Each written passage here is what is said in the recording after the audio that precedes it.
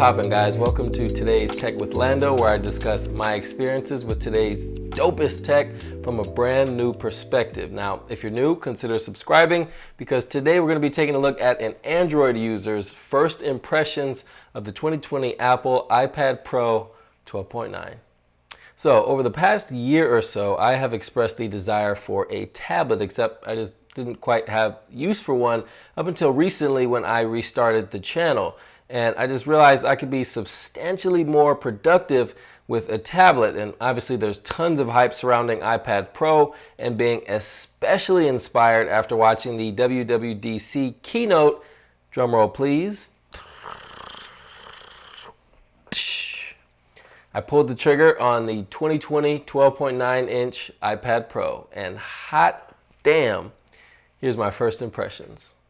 So I want this video to chronicle my impressions in the same order that I experienced it, so we'll start with my impression of the design. Now, goodness gracious, iPad Pro is extremely thin, light, and huge all at the same time. Like, I'd seen the ads, but it's just not the same as seeing and feeling it in the hand for the first time. And the aluminum chassis was cold to the touch when I pulled it out of the box, giving it that much more of an impressionable experience. And I find myself just picking it up and looking at it and going, wow, this is such a nice piece of tech. You just expect something so large and powerful to be rather unwieldy, and that's just not the case, like, at all. The 12.9-inch iPad Pro can totally be a one-handed device, although it can be a little bit slippery if you do have dry hands, but as long as you have some grip to them, you can hold iPad Pro in the palm of your hand without fatigue, and it's actually comfortable. Now, when I booted it up for the first time and got through the initial setup, the first thing that struck me was the display. The 120 Hz ProMotion was immediately noticeable, and the same feeling I had about Samsung's One UI software being very optimized for the S20 Ultra's 120 Hz display is the same feeling I had when navigating through iPadOS for the first time, but even more so. iPadOS on iPad Pro has the smoothest animations I have ever seen on a mobile device. I mean, it's just extremely fluid-like. And when I first saw the keyboard, I thought, damn, that's pretty big, but it's actually not bad. And then I found out that you could pinch and shrink the keyboard for easier one-handed usage combined with swipe typing, and I'm responding to comments or entering a Google search in no time. Which is again why I say that even the 12.9-inch iPad Pro can be a one-handed device when needed.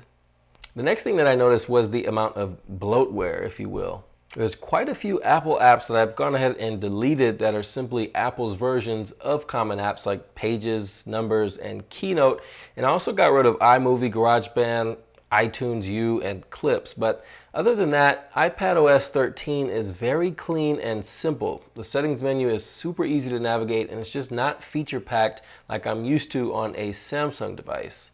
But there are still a slew of software elements that contribute to the overall premium feel of iPad Pro. Like when the keyboard is open, you can swipe down on a key to access the secondary key, which is something I discovered by accident, but I really appreciated it. And the multitasking implementation is superb. The way that you can have multiple floating apps on the side of the display and swipe through those is just so fluid and intuitive. Or if you snap the floating window to the side of the display, I mean, it really makes iPad Pro quite the productivity device in a smooth way that only 120 Hz could provide. Then, me being an avid music listener, I tried out the speakers, and damn, was I surprised by the quality of the quad speaker system. The vocals are crystal clear, and the highs, mids, and lows are just very well balanced, providing an overall sound that I have yet to hear out of a mobile device until now.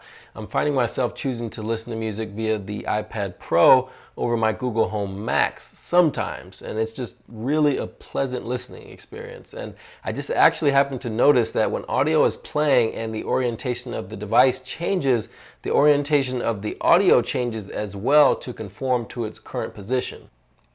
Dope. Now, I made sure to get the full experience, so I copped an Apple Pencil and the Smart Keyboard Folio.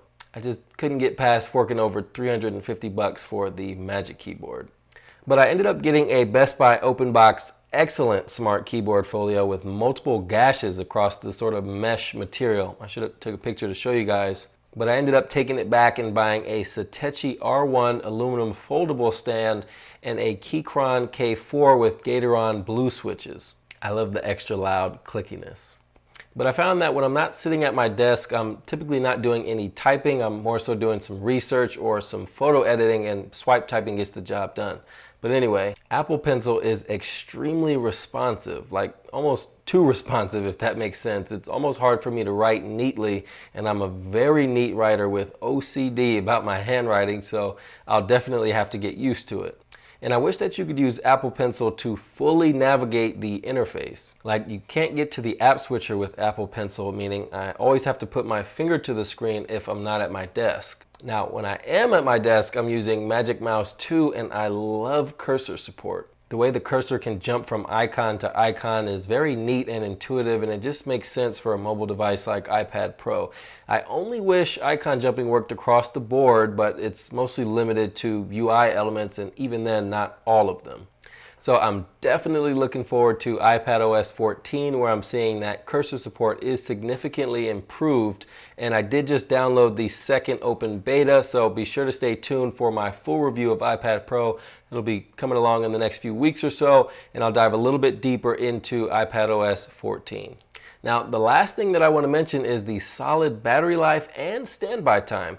I typically wake up in the morning, charge it up to 100%, and head into work at about 9:30 or so. And when I get back, it's still sitting there at 100%. And lately, I've just been using the iPad Pro instead of my iMac just to get the full experience of it. And there are definitely some caveats to the whole iPad Pro laptop replacement thing. But I'll get a little bit more deeper into that in the coming weeks in my full review.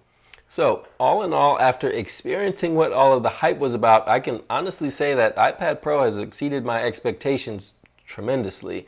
I never thought I'd be willing to give up using my 27-inch 5K iMac, but here we are. So far, I've learned that iPad Pro is the perfect device for quick and mobile computing, and it's obvious as to why it is the standard in the tablet arena.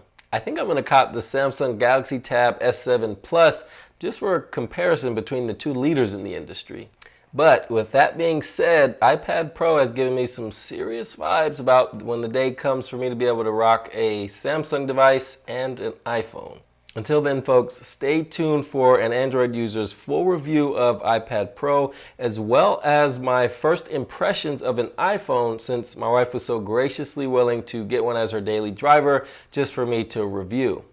Anyway, I appreciate you all for watching. If you enjoyed the video, then please do me just a little itty bitty teensy weensy favor. Leave a like on this video, drop a comment, and if you're into tech as much as I am, then subscribe to the channel for a brand new perspective on your favorite pieces of tech. But most importantly, after subscribing, hit the bell so that you can be notified every single week when I upload more videos discussing my experience with today's dopest tech.